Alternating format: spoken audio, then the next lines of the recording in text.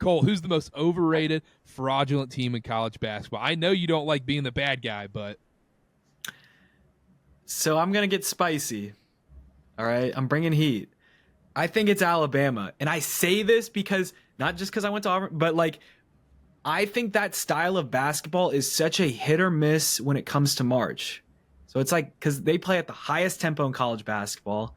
You know, they are running. It's like, if those shots aren't falling, I feel like they just get in such a bad, like, the vibe. It happened in what, like 2022, and then even like 2023, obviously, because you know the Brandon Miller team was supposed to go further than they ended up going, and it's like if they play a team that like stifles them defensively, because I feel like even their run last year kind of worked in their favor because they played with like a North Carolina who likes to run, because that's usually where that works for. But I wanted to get spicy with that take, so I mean, yeah, is that one probably going to end up being wrong? More than likely, because you know they've got a great backcourt with Sears and Grant.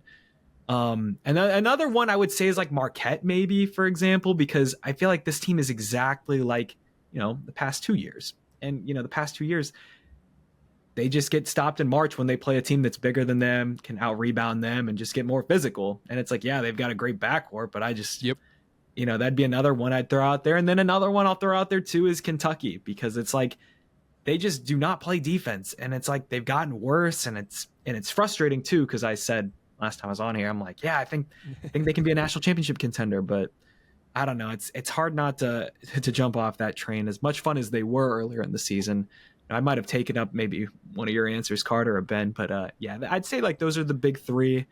We'll see. Lots of basketball to be played. We still got all of February.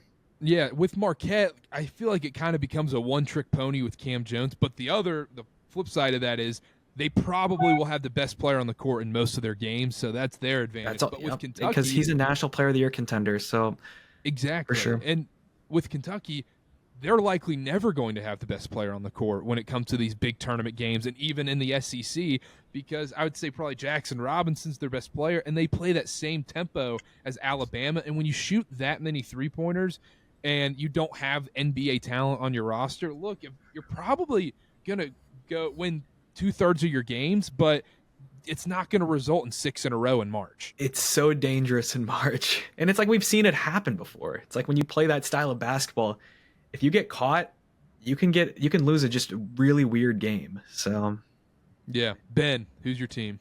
What was the third one you said, Cole? You said Alabama, Marquette, and Kentucky. Yep. And Kentucky. Okay. Yep.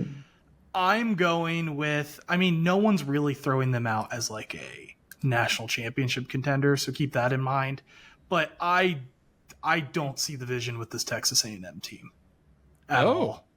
That's one that I think is overrated. I mean, they're ranked currently 13th in the country. I was just checking their stats, specifically like their starting lineup. Their highest 3-point shooter is, like, percentage-wise, is Wade Taylor, 33.3%. They've got another guy shooting 32.9%, and then everyone else is below 30%. I think this is a team, like, Wade Taylor's he's got like a little Caleb Love. He's got that, like, it's kind of like that Trae Young sort of like, I'm the center, like I'm going to put up some points, but it's going to be on very high volume. I just don't think, like, right, maybe I'm wrong. Maybe he just shoots 50% from 3-point range once it comes to March. But, like, I feel like this Texas A&M team is kind of running back, like Buzz Williams kind of running back like a very similar roster with some of these same guys every year. This is like year 3 of it. And, like, I'm just not sure if I think they've just kind of tapped out on what they are. And I just think as they continue to play more and more games in the SEC, we're going to see them fall more and more and more. You can't take the Virginia Tech out of a coach, huh? Correct, yes. I'll go with mine. I've got 2 here. I'll go with Kansas. I think Kansas, I just don't think the shooting is there, or the one-on-one scoring, or the defense. If I like what I saw from Beninga against Houston, and look, Kansas should have won that game, but they still didn't close out that game, and that's going to be a problem in March when DeJuan Harris is asked to go hit tough free throws in big moments in the second round of the tournament when you got a frisky 8 seed. And I don't think Kansas can do it with Hunter Dickinson as your best player. Takes up the ball too much. Obviously, we know the defensive issues around Hunter Dickinson as well. I'm going Kansas, even though it's dangerous to go against Bill Self. My other one is I don't like doing this one because defense travels and defense can win you so many games on the road and on neutral courts, and they can dictate the tempo so much in games. But Tennessee, man, I feel like Tennessee is just lacking that offensive capability to take over in March. And one Jack Golke guy hits some threes on them. Can they respond? And I'm not quite sure about this Tennessee team going forward. I like it. I mean, I liked all those answers, to be honest. I agree with all those. I like Kansas, and Tennessee is one that I consider too. I just think this is kind of your, like, last year felt like the Tennessee team that was different. For sure. Right? Yeah. And, like, I thought they were, and look, they didn't make the Final Four. In my mind, I almost am like, they were Final Four caliber. You know, like, they ran into Purdue. For sure, yeah. They ran into Purdue. This is just the way it works sometimes. Sometimes you get 2 Final Four teams in one region. And that's just, it was a tough break for them. But, like, they just don't have that guy to, like, save them. I mean, obviously, I really like Chaz Lanier, but he's no Dalton Connect. And I think they're going to run into similar issues as they have in years past. GFed, Purdue's ranked 10 right now. Are they overrated?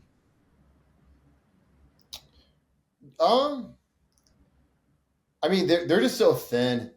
Yeah. Like, that's the only issue I think I have with them. I mean, without Braden and TKR, like, their depth is nothing. Yep. With that being said, I think that they're for sure the second best team in the Big Ten, though, which I feel like that rating's pretty adequate. They have enough big wins this year. I don't know who else in the Big Ten is going to be, Michigan? on that level, right? Michigan's looked bad the last week or so. Yeah, that's going the wrong way. That's going the wrong direction right now. Minnesota, then they had Northwestern take them to overtime at home, and then they just squeaked by Penn State last night.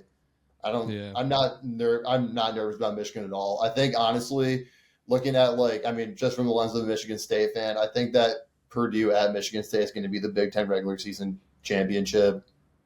Yeah. Pretty confident in that. Yeah, Braden, I mean, they've gotten better this season, Purdue, as the season's gone on. And I feel like they really, that 1-2 combo of Braden and, Trey. And, Braden, honestly, is playing, some of the best basketball. That guy is, he's like a point guard, basically, It's he makes all the right passes. He has great control of the game. So it's that's the type of guard you would want for March. He's about a shoe-in for Big Ten Player of the Year, too. Yeah, 100%. Yeah, absolutely. And he's maybe earned Danny it. Wolf? Well, it's that's my problem with Michigan. It's they don't have the guards, and it's I'm just not bought in on Michigan. I didn't want to make them my overrated team and just sound biased as hell on here, but that'd have been a good pick. I was really bought in on Michigan, but after this week and a half, they've looked really fraudulent. I know. I was bought in on Michigan too, man. It's that top of the big, the 4 top teams in the Big Ten. It's you could really kind of pick any of them, about 2 weeks ago. And it's I had Michigan because I just thought they played such a unique style of basketball, but it is just not working right now. So they were going to be a team that I mentioned when we talk about a team that would potentially turn it around because it's they're not playing well right now. But even then, I feel just the Michigan State, Purdue, they're just so much better guard-oriented teams that it's I'm going to have to hop off the Michigan train as much as I loved how weird they were. So, and Illinois have the dudes. Yeah. Where it might not translate to regular season success, but that's a team that's going to be a hot, the sexy 4 or 5 seed that people like to beat the 1 seed. I'm 100% picking them to go to the Elite Eight, and I'm totally going to get burned in the second round. Yes, maybe I totally am too. And I also wanted to add: is Michigan's best guard Danny Wolf? That's the problem. Just the way, because I mean they're running. It's cool they have the big to big pick and roll, but it's okay, in pick and roll situations we're going to use our 6'10" center. Hey, it's fun. It's different. It is fun. I fell in love with it. It is fun, but it feels a little too cute. Yeah. Once we get into the nitty gritty of it.